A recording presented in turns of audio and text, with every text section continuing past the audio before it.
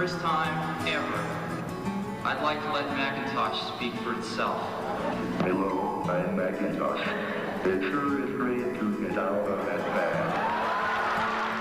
We think a lot of them are going to get into the home, but we like to say they're going to get there through the garage door. People are going to bring them home over the weekend to work on something.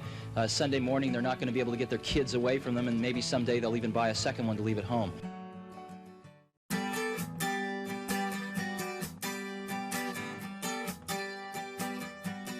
The strangest thing about Apple is it hasn't had a good consumer product. Here's one of the best consumer brands in the world, and they haven't had a compelling product under $2,000. And the one we introduced today, the iMac, is incredibly sweet. So I think it's going to make a big difference. This $1,299 product is faster than the fastest Pentium 2 you can buy. You can go out and buy a 400 megahertz Pentium 2 and this thing smokes it. And so it's amazing. And the market's never had a consumer product this powerful and this cool looking.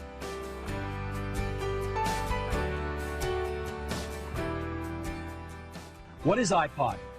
iPod is an MP3 music player, has CD quality music, and it plays all of the popular open formats of digital music. But the biggest thing about iPod is it holds 1,000 songs. Now this is a quantum leap because for most people, it's their entire music library. This is huge. The coolest thing about iPod is that your entire music library fits in your pocket.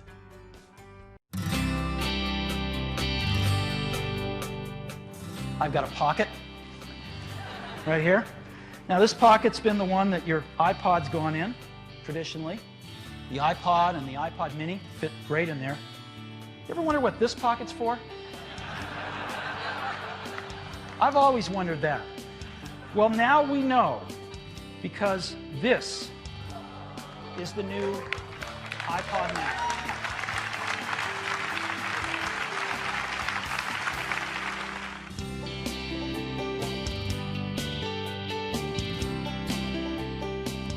Today, Apple is going to reinvent the phone. An iPod, a phone, and an internet communicator. An iPod, a phone. Are you getting it? These are not three separate devices. This is one device. And we are calling it iPhone.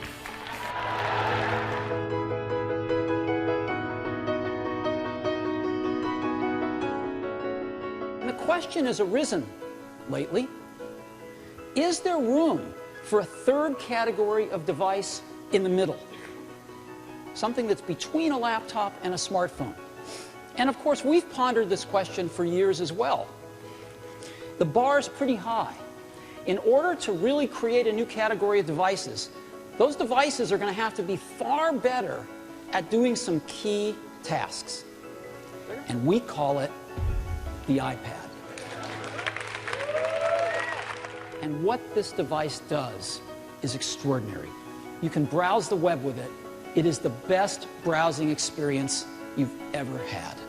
It's phenomenal to see a whole web page right in front of you, and you can manipulate with your fingers. It's unbelievably great. Way better than a laptop. Way better than a smartphone.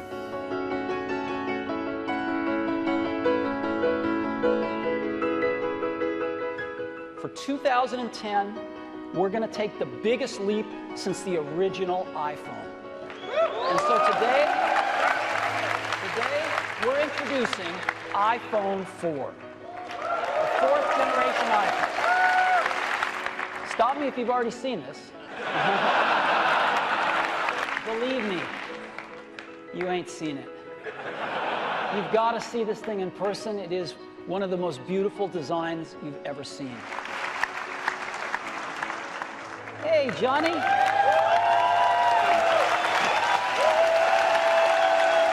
I grew up here in the U.S. with the Jetsons and with Star Trek and communicators, and just dreaming about this, you know, dreaming about video calling, and it's real now.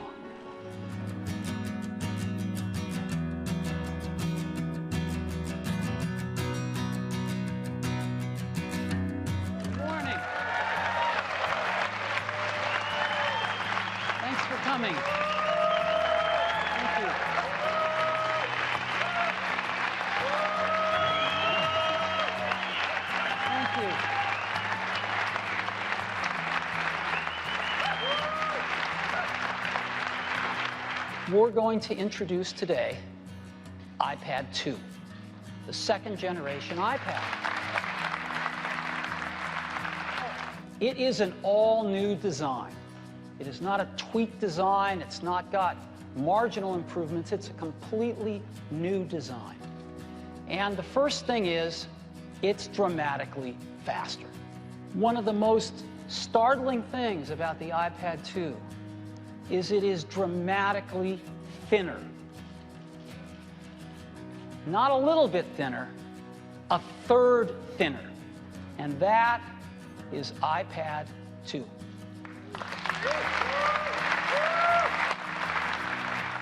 As always, I'd also like to thank everyone's families, because they support us and let us do what we love to do. So thank you very much to our extended families out there who make it possible for us to work our tails off making these great products for you.